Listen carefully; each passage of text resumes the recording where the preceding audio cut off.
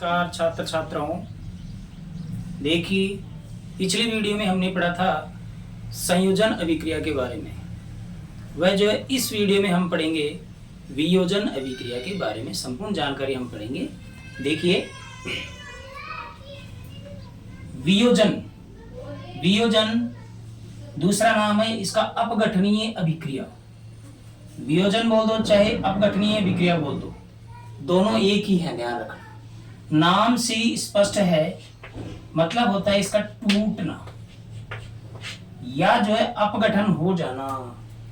कि जब जो है एकल अभिकर्मक किसी भी कारण से अपने अणु के अंदर टूट जाता है तो इसे कहते हैं वियोजन अभिक्रिया कहा जाता है। जैसे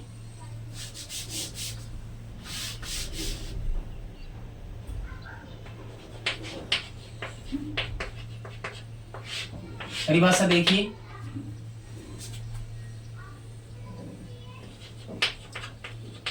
वे अभिक्रियाएं जिनमें जिनमें जिनमें एक जिनमें एकल अभिकर्मक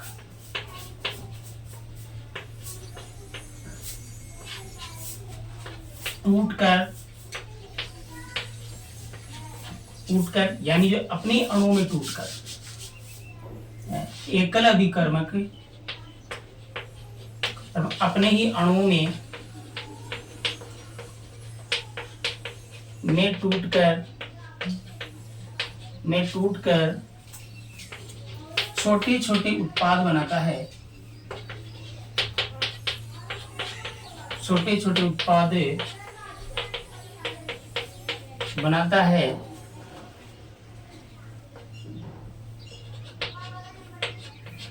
इन्हें वियोजन अभिक्रियाएं कहते हैं।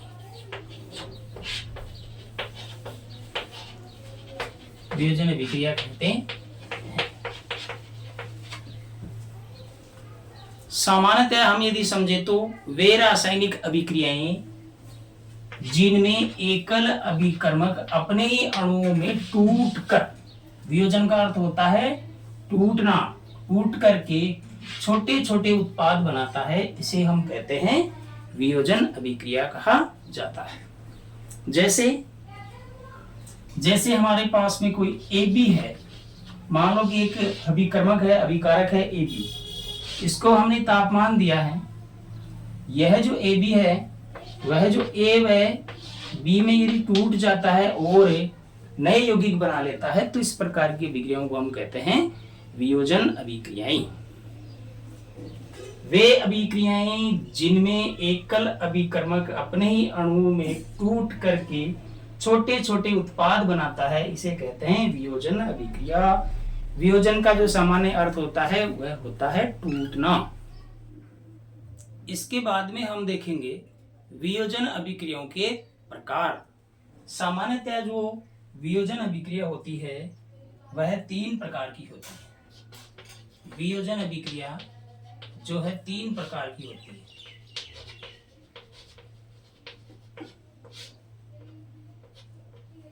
देखिए, नंबर एक है उष्मीय वियोजन। चाहे उष्मीय बोल दो चाहे तापीय बोल दो, बात एक ही है, उष्मीय वियोजन। दूसरा प्रकार है विद्युत वियोजन।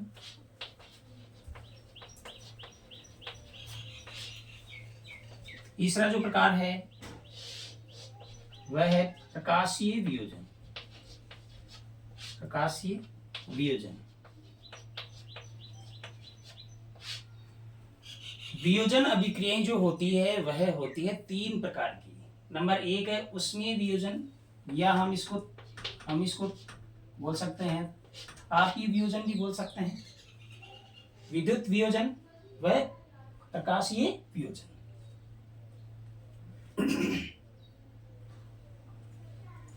सबसे पहले हम देखेंगे उष्मीय वियोजन को हम समझेंगे। देखिए, उष्मीय वियोजन क्या होता है। वे वियोजन अभिक्रियाएं जिनमें ऊष्मा के कारण जिनमें उष्मा के कारण या जो ताप है इसके कारण मान लो कि एकल अभिकर्मक का जो है वियोजन हो जाता है। यदि कोई वियोजन उष्मा के कारण हो, ताप के कारण हो, तो उसे हम कहते हैं उष्मीय वियोजन कहा जाता है। देखिए इसकी उदाहरण हम देखेंगे। यदि हम परिभाषा देखें तो देखिए, वे वियोजन विक्रियाएं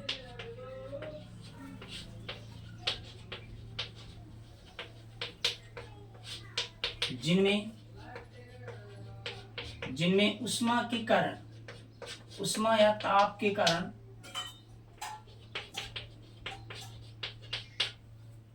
अभिकारक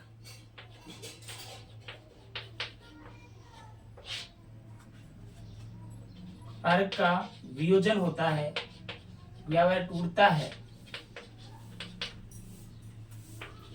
उन्हें कहते हैं, उन्हें उष्मीय वियोजन या तापीय वियोजन कहा जाता है।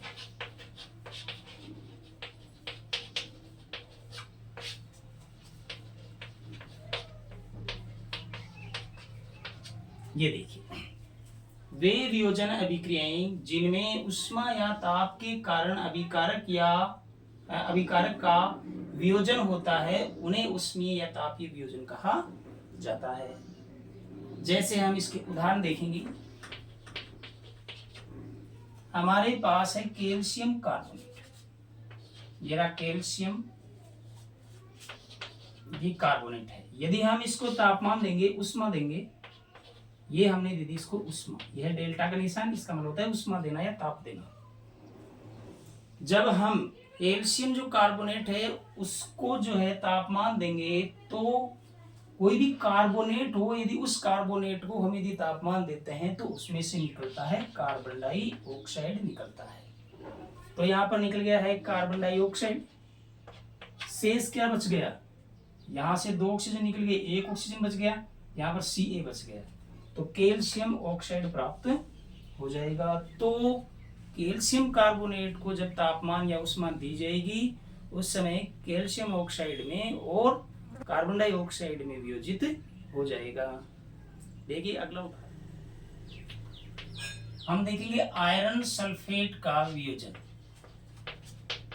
सल्फेट का वियोजन देखिए,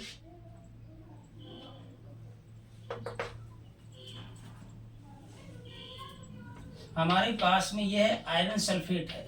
जब हम इसका वियोजन करेंगे, जब हम इसको तापमान देंगे, ये देखिए देने पर क्या होगा कि आयरन सल्फेट जो है वियोजित होगा तो यहाँ पर जो है आयरन और ऑक्साइड प्राप्त होगा, तो ये आयरन ऑक्साइड Fe2O3 प्राप्त होगा। सल्फेट में से निकलेगी सल्फर डाइऑक्साइड निकलेगी, वह 1 ऑक्सीजन शेष और रह गया है, इस कारण से सल्फर डाइऑक्साइड भी यहाँ पर प्राप्त हो जाएगी। ये देखिए, समीकरण को संतुलित करने के लिए हम क्या करेंगे, सामने 2 लगा देंगे।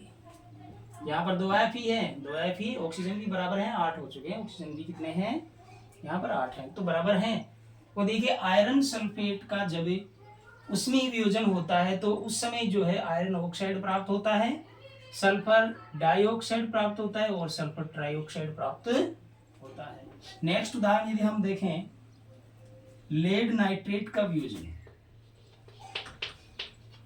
लेड नाइट्रेट का वियोजन, लेड नाइट्रेट का वियोजन करेंगे हम। लेड नाइट्रेट लेंगे, लेड नाइट्रेट लेकर के क्या करेंगे, हम उसको जो है उष्मा या ताप देंगे, देने पर उसका वियोजन होगा। देखिए क्या प्राप्त होता है, ये रहा लेड नाइट्रेट।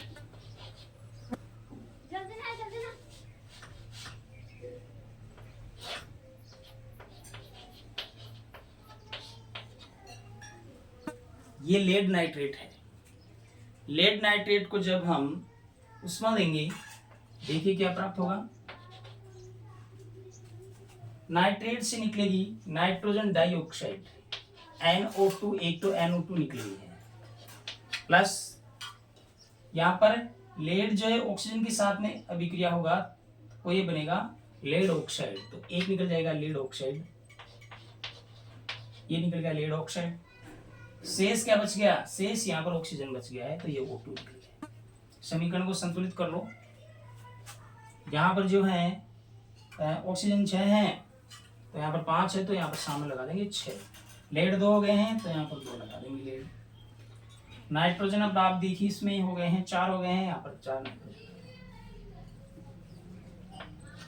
यहाँ पर 4 नाइट्रोजन लगा। ये देखिए, तो लेड नाइट्रेट का जब वियोजन होता है, उसमें वियोजन होता है, तो उस समय लेड ऑक्साइड प्राप्त होता है, नाइट्रोजन डाइऑक्साइड प्राप्त होता है और ऑक्सीजन प्राप्त होता है।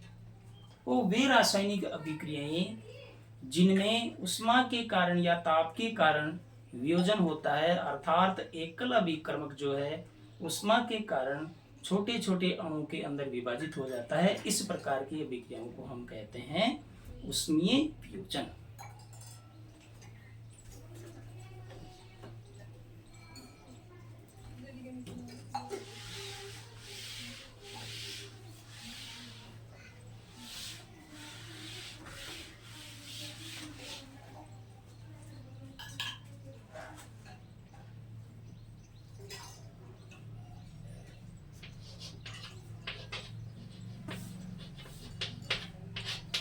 इसके बाद हम देखेंगे लेड नाइट्रेट का वियोजन।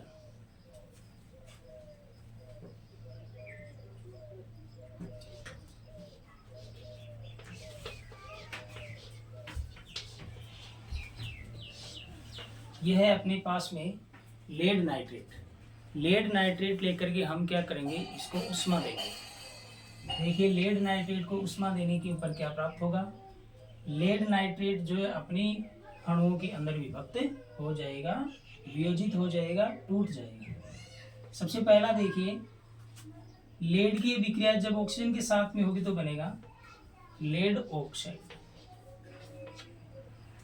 हमें ध्यान है कि जब नाइट्रेट का जब वियोजन होता है तो उस समय निकलती है नाइट्रोजन डाइऑक्साइड। शेष क्या बच गया, शेष यहाँ पर ऑक्सीजन प्राप्त हो जाएगा। तो देखिए लेड नाइट्रेट का जब वियोजन होता है, उसमें जब वियोजन होता है तो उस समय लेड ऑक्साइड प्राप्त होता है, नाइट्रोजन डाइऑक्साइड प्राप्त होता है और ऑक्सीजन प्राप्त होता है। समीकरण को हम संतुलित कर लेते हैं। नाइट्रोजन यहाँ पर 2 है नाइट्रोजन, लेकिन यहाँ पर 1 ही है, तो नाइट्रोजन के सामने हम, या लेड के सामने लगा दो आप 2, ये 2 हम यहाँ पर लगा देंगे, 2 लेड हो गए हैं। नाइट्रोजन 2 दूनी 4 हो गए हैं, तो ये नाइट्रोजन यहाँ पर हम क्या लगा देंगे, 4 लगा देंगे। ऑक्सीजन जो है यहाँ पर देखिए 6 दूनी 12 हो गए हैं, यहाँ पर ऑक्सीजन हो गया 8 और 2 10 और 4 दूनी 8, 2 10 और 2 12, तो ऑक्सीजन भी बराबर हैं।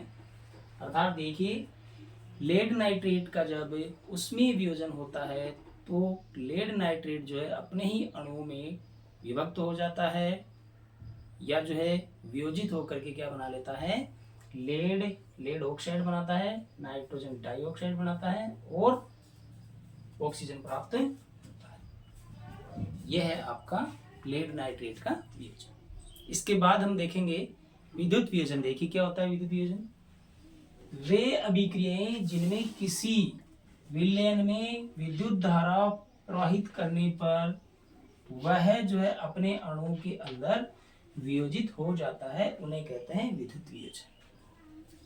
अर्थात वे वियोजन अभिक्रियाएं जिनमें वियोजन जो है विद्युत के कारण होता है, विद्युत के कारण जो एक जो अभिकर्मक है अपने अणुओं के अंदर विभक्त हो जाता है, उसे कहते हैं वियोजन अभिक्रिया। जैसे मान लो कि NaCl के विलयन में हम विद्युत धारा प्रवाहित करते हैं तो क्या होगा कि जो NaCl है अपने अणु के अंदर विभक्त हो जाएगा, सोडियम और Cl2 प्राप्त हो जाएगा। देखिए आगे देखते हैं।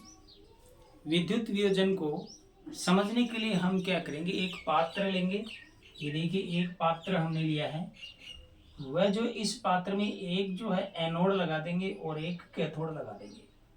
लगाकर इसमें NaCl का विलयन भर देंगे। भरने के बाद में ये जो इलेक्ट्रोड है इनको हम क्या करेंगे, विद्युत धारा से जोड़ देंगे, बैटरी से जोड़ देंगे, कुंजी से जोड़ देंगे।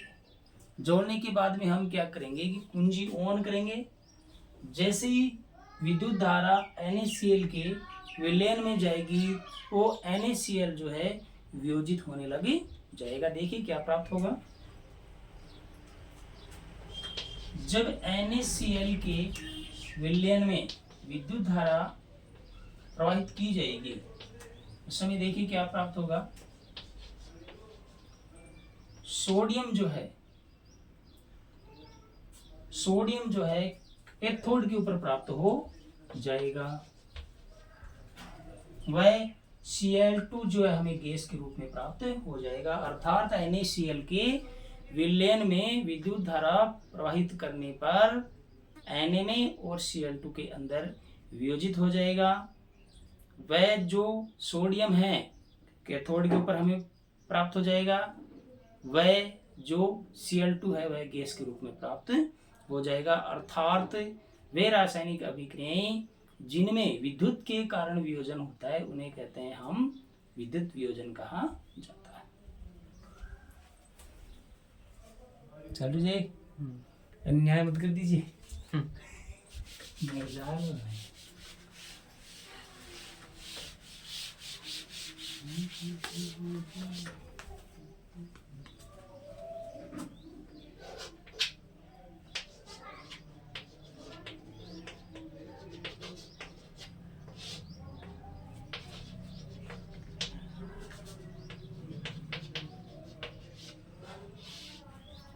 इसके बाद में हम देखेंगे वियोजन अभिक्रिया का तीसरा प्रकार।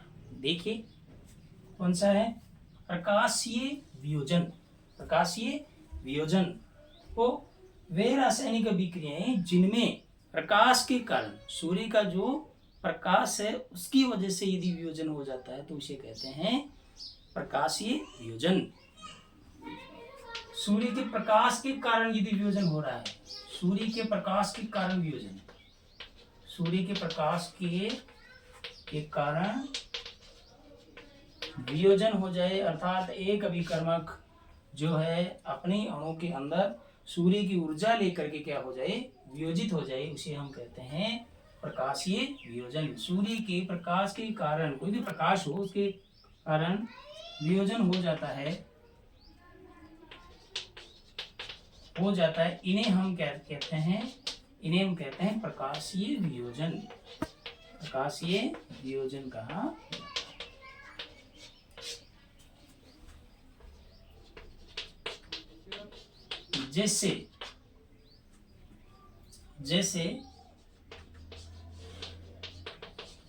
जैसे हमारे पास में सिल्वर ब्रोमाइड है। सिल्वर ब्रोमाइड को यदि हम सूर्य के प्रकाश में रख देंगे तो क्या होगा, उसका रंग बदल जाएगा। अर्थात सिल्वर ब्रोमाइड जो है सिल्वर में और ब्रोमीन में बदल जाएगा। जैसे ये सिल्वर ब्रोमाइड है, इसको हम सूर्य के प्रकाश में रख देंगे। Hv का मतलब होता है फोटोन, सूर्य का प्रकाश। रखने के बाद में क्या होगा, यह वियोजित हो जाएगा। वियोजित होकर के सिल्वर जो है, चांदी हमें अलग से प्राप्त हो जाएगी और ब्रोमीन जो है वह गैस के रूप में प्राप्त हो जाएगी। समीकरण को संतुलित कर लीजिए, 2 यहाँ पर लगा दीजिए, यहाँ पर भी 2 लगा दिए। देखिए सूर्य के प्रकाश के कारण यदि कोई वियोजन होता है तो उसे कहते हैं प्रकाशीय वियोजन कहा जाता है। इसी प्रकार इसका एक अन्य उदाहरण है, यदि हम सिल्वर क्लोराइड को यदि सूर्य के प्रकाश में रख दें, सिल्वर क्लोराइड को यदि सूर्य के प्रकाश में रख देंगे तो क्या होगा, सिल्वर में और क्लोरीन में बदल जाएगा। ये देखिए ये क्या है, ये क्या है, प्रकाशीय वियोजन के उदाहरण हैं। तो वे रासायनिक अभिक्रियाएं जिनमें उष्मा के कारण वियोजन होता है वो उन्हें कहते हैं उष्मीय वियोजन। वे अभिक्रियाएं जिनमें विद्युत के कारण वियोजन होता है तो उन्हें कहते हैं विद्युत वियोजन। वे अभिक्रियाएं जिनमें जो है प्रकाश के कारण यदि वियोजन होता है तो उन्हें कहते हैं प्रकाशीय वियोजन कहा जाता है। इस प्रकार से क्या है अपनी वियोजन अभिक्रियाएं हैं। वियोजन अभिक्रियाएं सामान्यतः 3 प्रकार की है। तीनों के जो प्रकार हैं वह जो इनके वीडियो में हम देखेंगे विस्थापन व विस्थापन, ऊष्माक्षेपी व ऊष्मा शोषी अभिक्रियाओं के बारे में संपूर्ण जानकारी प्राप्त करेंगे।